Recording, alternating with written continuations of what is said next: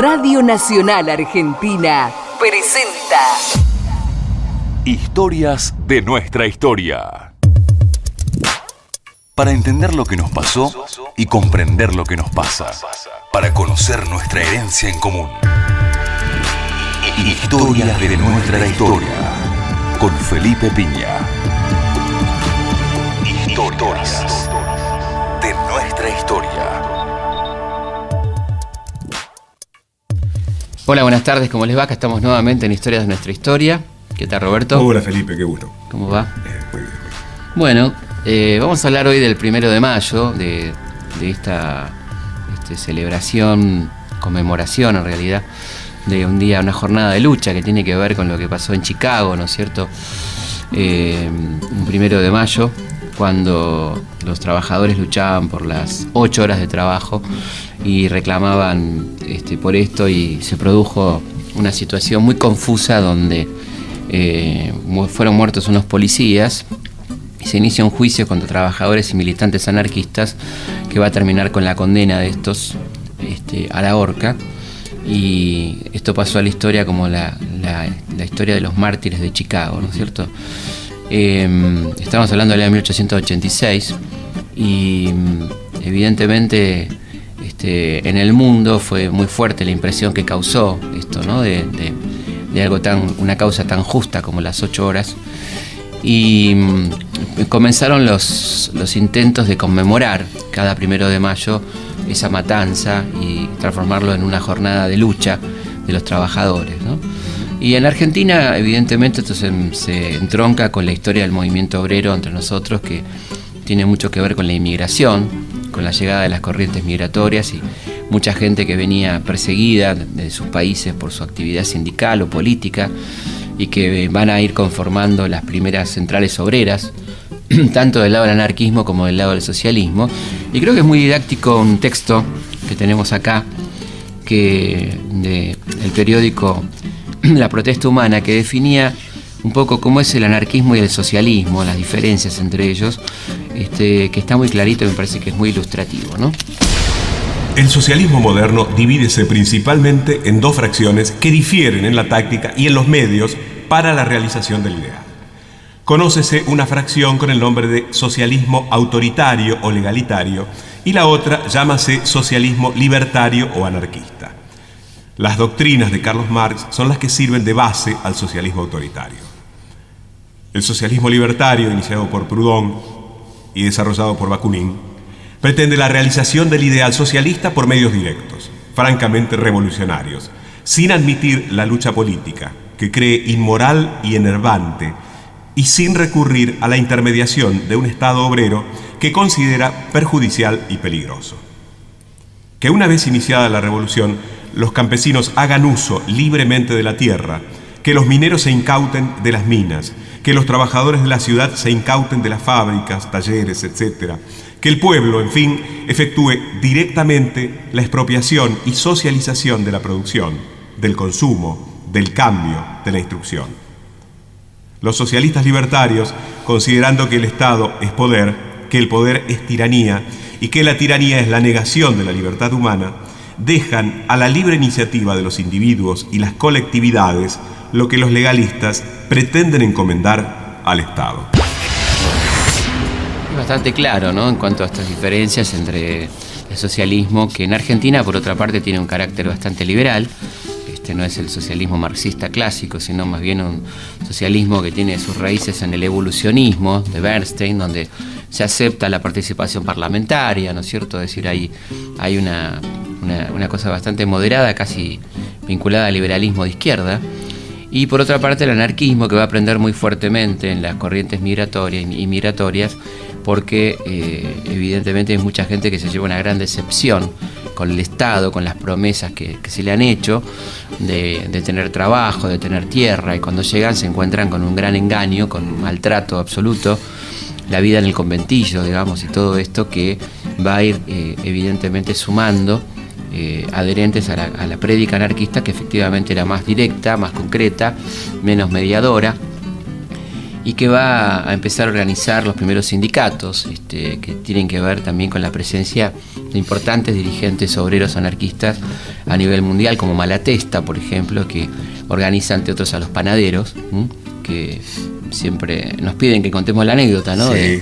Esto de cómo este gremio hablaba un poco de la inteligencia del movimiento obrero en cuanto a la capacidad de poder difundir a todos los niveles y con elementos básicos de la vida cotidiana la propaganda anarquista, y ahí surgieron entonces las denominaciones de las facturas, vigilante, bomba de crema, sacramento, bola de fraile, todos estos elementos que hablaban de los enemigos clásicos del anarquismo, como la iglesia, el ejército, etcétera, y que van a ser de denominación común entre la población, ¿no? Que hablaba de esta idea de la propaganda por el hecho o la propaganda cotidiana que va a manejar también el anarquismo, ¿no?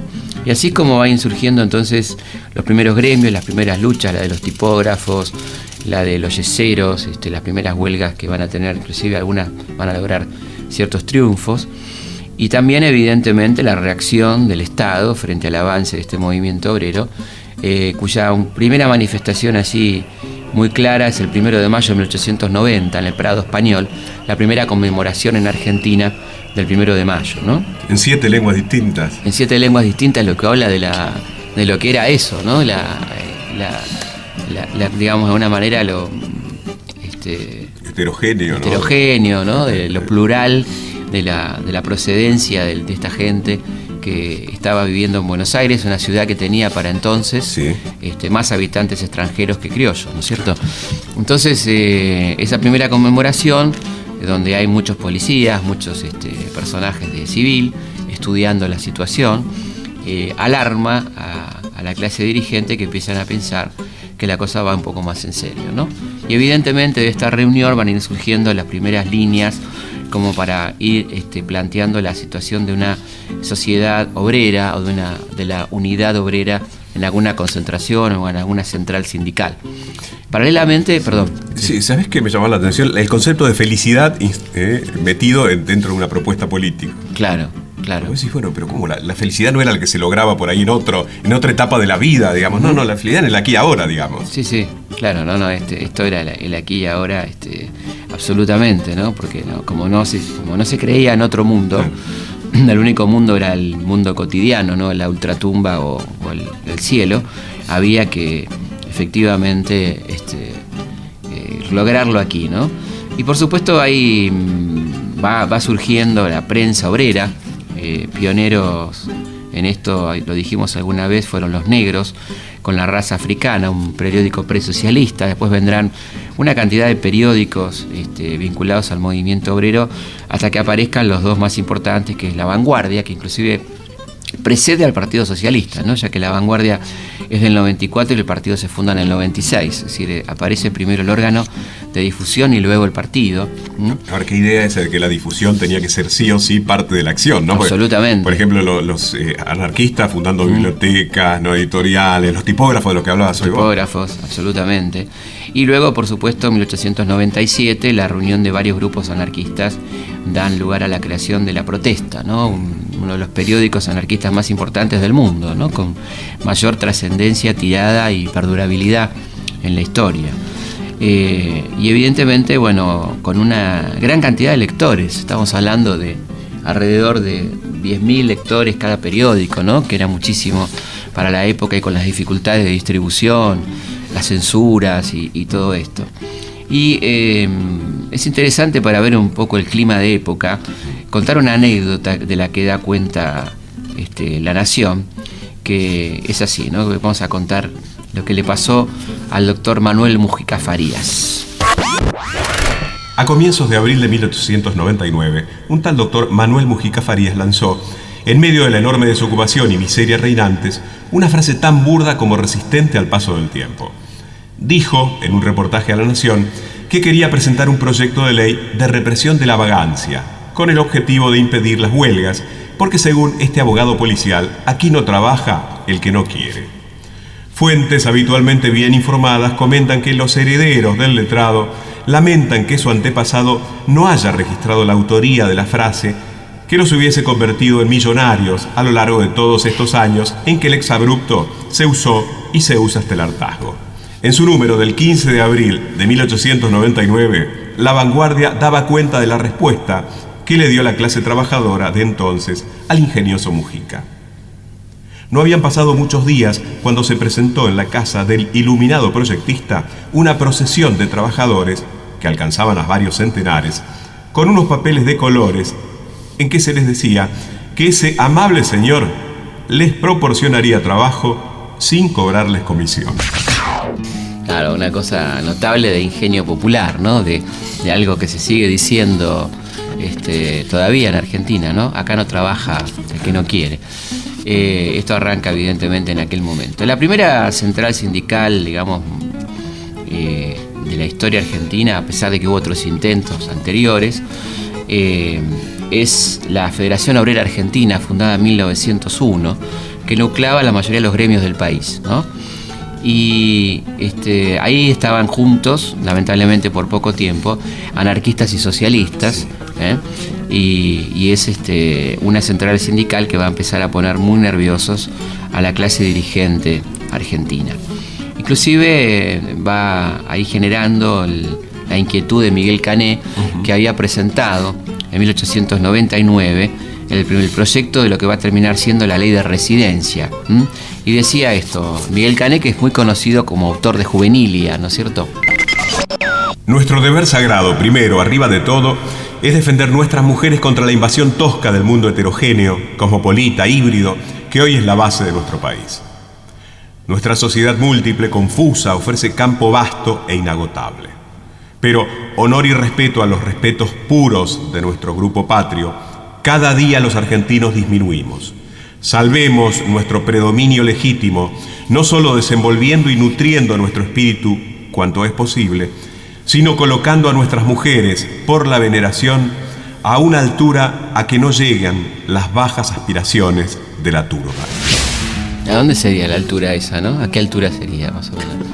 ¿Qué ver, no? Algunos de ellos parecían mucho más peligrosos que la turba, ¿no es cierto? Teniendo en cuenta sus conductas para con las mujeres. Sí, sobre todo, ¿sabes qué? Recordaba yo el libro de Miró, de Julián Martel. La bolsa. Por ejemplo, ¿no? Donde mostraban que esos señores por ahí podían llegar a ser peores. Absolutamente. Que los otros. No sé de qué altura está hablando, ¿no?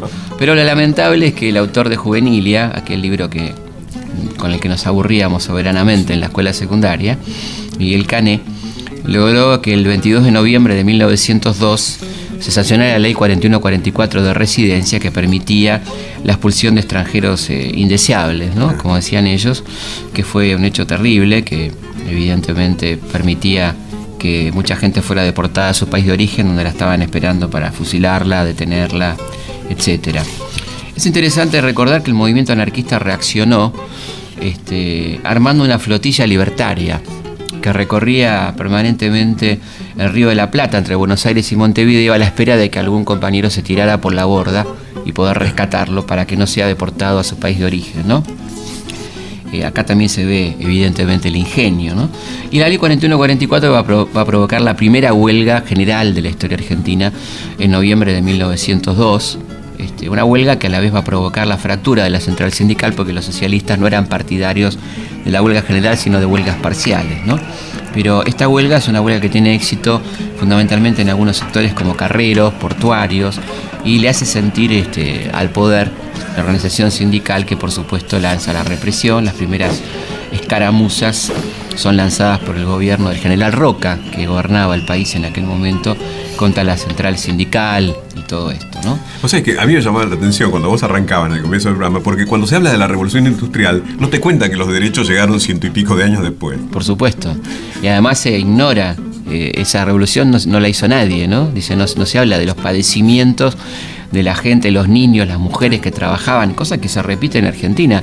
Estamos hablando de una época de barbarie laboral, donde los chicos trabajaban desde los 4 años, donde no había ningún derecho, donde la gente moría como moscas por enfermedades provocadas por su trabajo, trabajos insalubres, sin ningún tipo de legislación. Todo esto pasaba en este momento, y por eso es tan fuerte la agitación sindical y tanta aceptación tiene entre los trabajadores, como buscando alguna defensa frente a la arbitrariedad patronal, que era total, y con el apoyo de un gobierno completamente patronal, como el gobierno de Roca. Por eso que también El anarquismo se dedicaba, por ejemplo, a la creación de escuelas modernas, bajo la inspiración del maestro Francisco Ferrer, ¿no?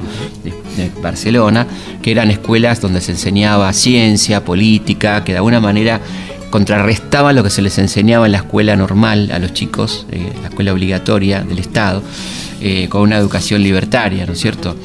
Y la fractura de la FOA entonces va a dar lugar a la aparición de dos centrales sindicales, una la FORA, Federación Obrera Regional Argentina, anarquista, y la Unión General de Trabajadores, liderada por los socialistas, ¿no? Y cada 1 de mayo, evidentemente, cada conmemoración de 1 de mayo había situaciones complicadas. Uno de las primeras graves fue la de 1901, donde se produjo el primer muerto en esta lucha, el primer obrero muerto en esta lucha, a partir de la represión policial, ¿no? Ya empezamos con los 1 de mayo bravos, y el de 1904, que es uno de los primeros de mucha represión, que coincide con la elección del diputado Alfredo Palacios por parte del socialismo al Parlamento Nacional. Y también hay que decir que hay dos modelos de actividades, ¿no? Por el lado del anarquismo, la confrontación, la huelga, la acción directa, que va teniendo sus resultados, va amedrentando en cierta forma a la clase dirigente, obligándola a negociar. Y por otro lado, la acción del socialismo, que tiene como dos vías: por un lado la acción parlamentaria con sus diputados, y la acción cooperativa, con la creación de una cooperativa que va a ser modelo en toda América Latina, que es el Hogar Obrero, ¿no? Fundado por Juan B. Justo, que hasta su crisis en la década del 80 del siglo XX hará una obra extraordinaria de construcción de viviendas, de proveeduría de alimentos, de vestidos, de créditos para vivienda y consumo, que será algo realmente ejemplar en toda América Latina también. Una opción frente al capitalismo duro de Efectivamente, ¿no? El concepto de cooperativa que va a aprender bastante en muchos sectores de la sociedad argentina. Vamos a una pausa y enseguida seguimos con historias de nuestra historia. La identidad de un país se ve en su historia. Historias de nuestra historia.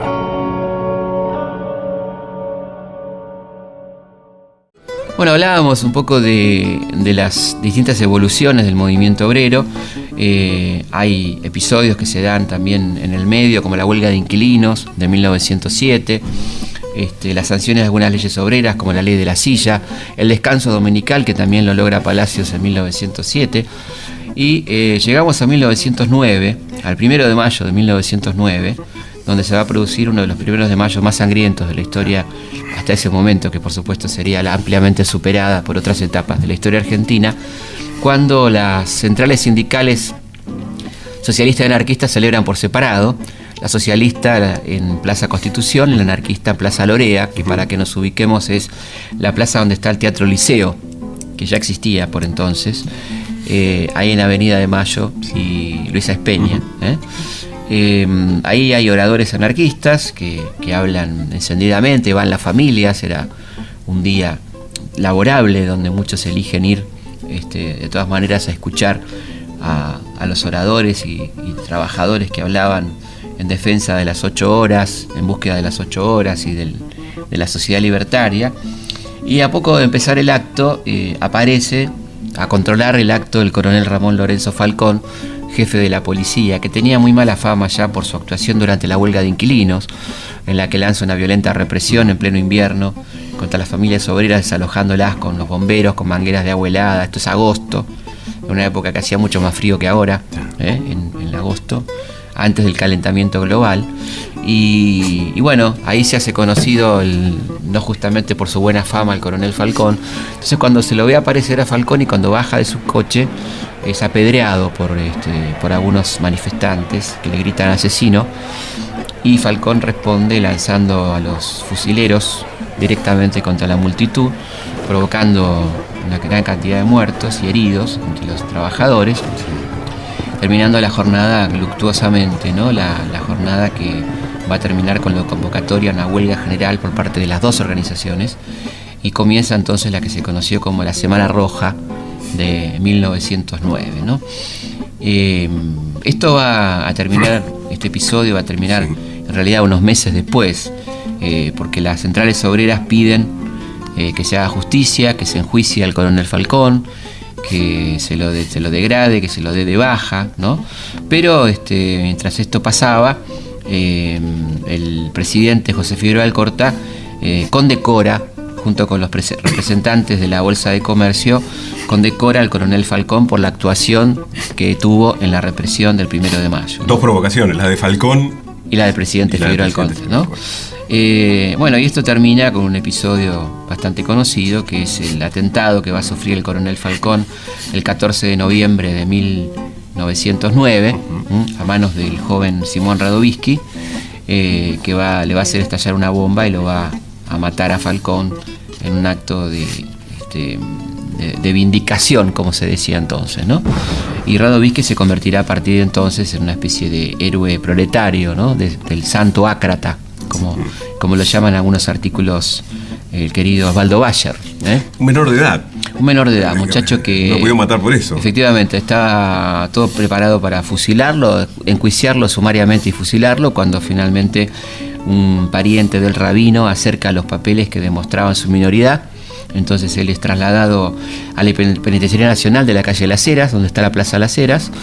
De ahí hay un intento de fuga, del que él no puede participar, y será trasladado entonces a Ushuaia, donde va a permanecer 21 años, también con una fuga en el medio, que va a ser recapturado, y finalmente va a ser indultado por el presidente Irigoyen, con la condición de que salga del país, ¿no? Luego él va a hacer una vida muy particular, va a participar en la Guerra Civil Española, va a trabajar en el periódico Solidaridad Obrera de los anarquistas en España, y va a terminar exiliado en México, donde va a morir a comienzos de la década del 50, ¿no? El gran personaje que es Simón Radovisky. Revisar nuestra historia es pensar a futuro. Y luego otra conmemoración importante es la del 1 de mayo de 1910, que va a ser en el contexto del centenario, cuando el movimiento obrero quiere demostrar al mundo cómo se vivía verdaderamente en Buenos Aires en aquella fiesta de la oligarquía, y plantea la preparación de actos para el 1 de mayo y también una huelga revolucionaria para la semana del 18 al 25, con la intención de demostrar cómo se vivía en aquella Argentina rica de granero del mundo.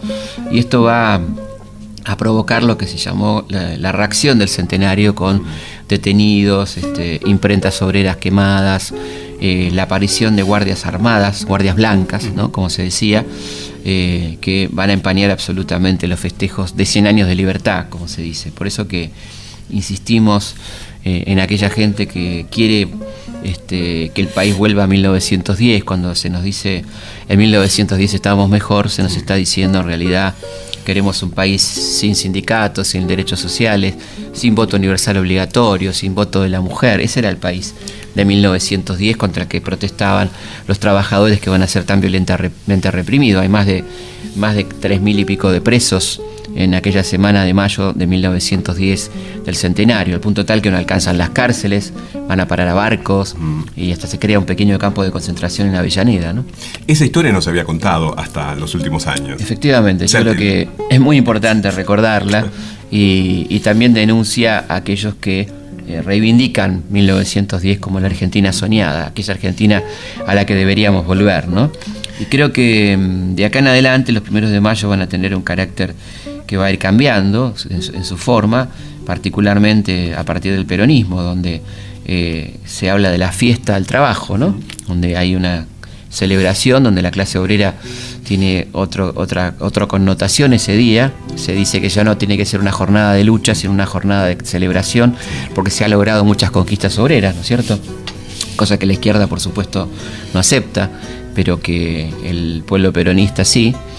Y en cierta forma cada 1 de mayo era la ocasión de la asamblea, como se decía, donde el pueblo le iba a agradecer a Perón cómo estaban las cosas, ¿no es cierto? Que se presentaba a sí mismo como primer trabajador. Primer trabajador. O sea, era todo un tema. Vos habías señalado que ya en los 30 aparecen las banderas argentinas con las banderas rojas. Efectivamente, claro, ahí aparece evidentemente con el cambio de composición del proletariado argentino por las migraciones internas, una cierta fractura en cuanto a la aceptación o no de las condiciones izquierdistas del movimiento obrero, porque la gente que llegaba del interior no se sentía del todo representada por esas vanguardias de izquierda del movimiento obrero clásico, y esto es lo que va a dejar como de alguna manera el espacio para la aparición de un movimiento nacional como va a ser el movimiento peronista, ¿no?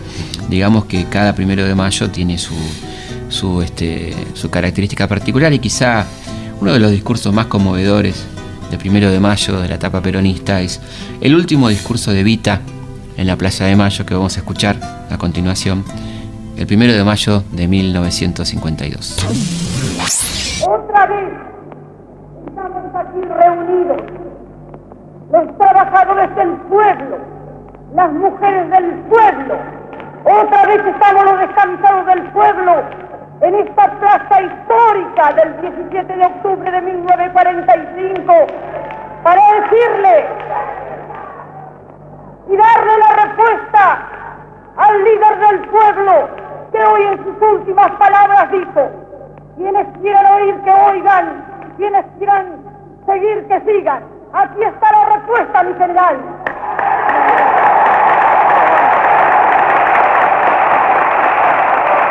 Otra vez estoy en la luz.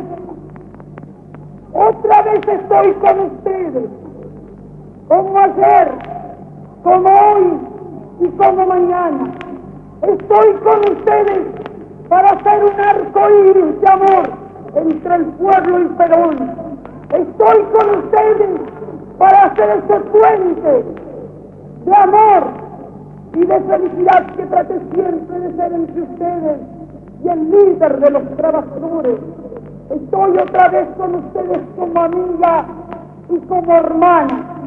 Y he de trabajar noche y día por hacer feliz a los descansados, porque sé que cumplo con la patria y con Perón. Antes de terminar, compañeros, yo quiero darles un mensaje. Que estén alerta. El enemigo acecha. No perdona jamás que un hombre de bien, que un argentino como el general Perón esté trabajando por el bienestar de su pueblo y por la grandeza de la patria. Y los vendepatrias de dentro, que se venden por 4 monedas, están también en acecho para dar el golpe en cualquier momento. Pero nosotros somos el pueblo, y yo sé que estando el pueblo alerta, somos invencibles, porque somos la patria.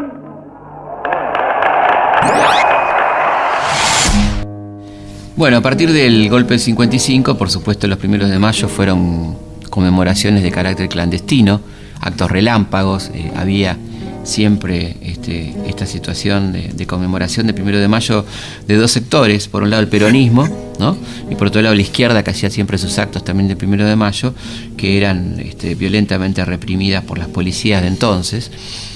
Y creo que finalmente no podemos terminar el programa sin hablar de el último 1 de mayo de Perón, que fue tan particular para el movimiento peronista, que marcó un antes y un después, en cierta forma, donde se produce el enfrentamiento ya directo y final, final en todos los sentidos del término, con la izquierda peronista, cuando la izquierda utiliza la propuesta de asamblea, planteada históricamente como el 1 de mayo, el día de la Asamblea Popular, para ir a reclamarle a Perón lo que ella consideraba que estaba mal en ese gobierno, ¿no? En la presencia de López Rega, de Villar, de Margaride, de todos estos personajes. Está lleno de gorilas el gobierno popular, y Perón responde muy enérgicamente, y esto termina con la retirada de los montoneros de la plaza, y evidentemente con un antes y un después en la historia del movimiento peronista. No habrá tiempo de analizar esta contradicción en el poco tiempo de vida que le queda a Perón, exactamente 2 meses, y esto termina evidentemente en una gran fractura que va a tener consecuencias muy graves en la historia del peronismo y en la historia argentina, ¿no? De la que nos ocuparemos, por supuesto, en otro programa. Sí, más allá de que, como decía él, ¿no? Se le había ido la mano, según le dice Allende. Sí. Y más allá de que los puentes con la gente de izquierda no se habían roto. No se habían roto, pero bueno, el tiempo físico de Perón estaba llegando a su final también, ¿no?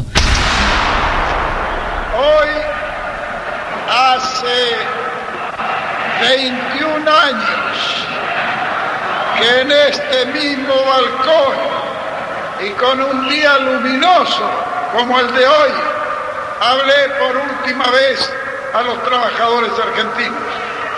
Fue entonces cuando les recomendé que ajustasen sus organizaciones porque venían días difíciles. Me equivoqué, ni en la apreciación de los días que venían, ni en la calidad de la organización sindical que a través de 20 años, pese a estos estúpidos que gritan, decía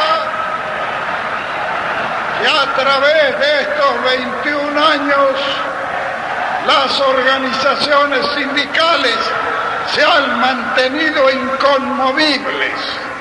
Y hoy resulta que algunos imberbes pretenden tener más méritos que los durante 20 años. Acercando la historia a nuestra gente. Historias de nuestra historia.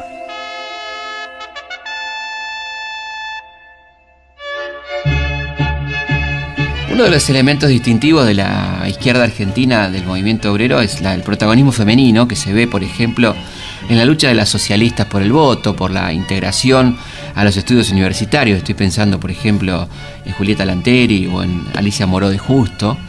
Y del lado anarquista, estas mujeres aguerridas, delegadas sindicales de fábrica, oradoras como Juana Rouco, que fue una gran luchadora anarquista, y es interesante el lugar de igualdad que se le daba en la lucha a la mujer al lado del hombre, en los dos movimientos, ¿no? Y realmente había del lado de la mujer como una lucha específica también al lado de la lucha de los hombres por su situación particular de sometimiento al hombre, ¿no?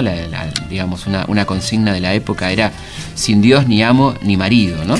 En el caso de las chicas. Efectivamente, acá hay un versito publicado en La Protesta que es muy significativo, ¿no? Cuando veo el amor tan esclavo de la ley, de los padres y el cura, del dinero, cadenas tan duras con que lo ata esta ruin sociedad, yo levanto la fuerte protesta de mujer que sintiéndose esclava, al amar libremente proclama libertad, libertad, libertad. Esto se cantaba con la música del himno nacional, ¿no?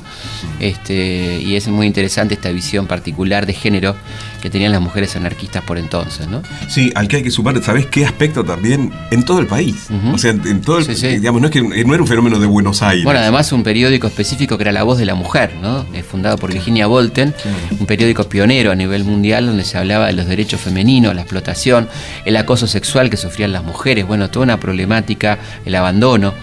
Una problemática sumamente interesante que se va planteando en este periódico tan impresionante y pionero a nivel mundial también. El derecho a disponer de su cuerpo, como efectivamente, ¿no?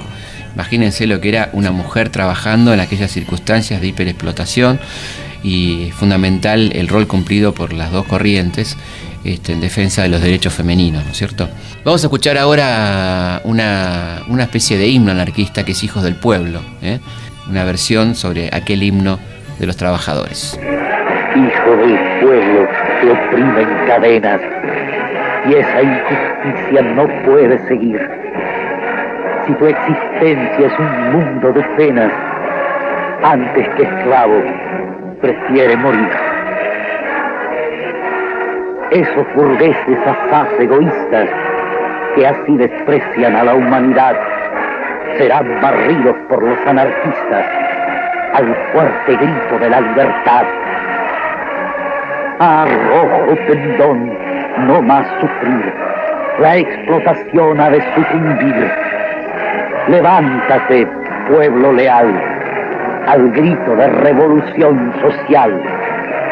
Tenemos también un fragmento de la gran película de Héctor Olivera con el guión de Osvaldo Bayer, La Patagonia Rebelde, que es muy interesante como ejemplo de hasta qué punto los anarquistas trataban de usar los medios populares para llevar su idea, ¿no? Las milongas, las obras de teatro y en este caso la zarzuela.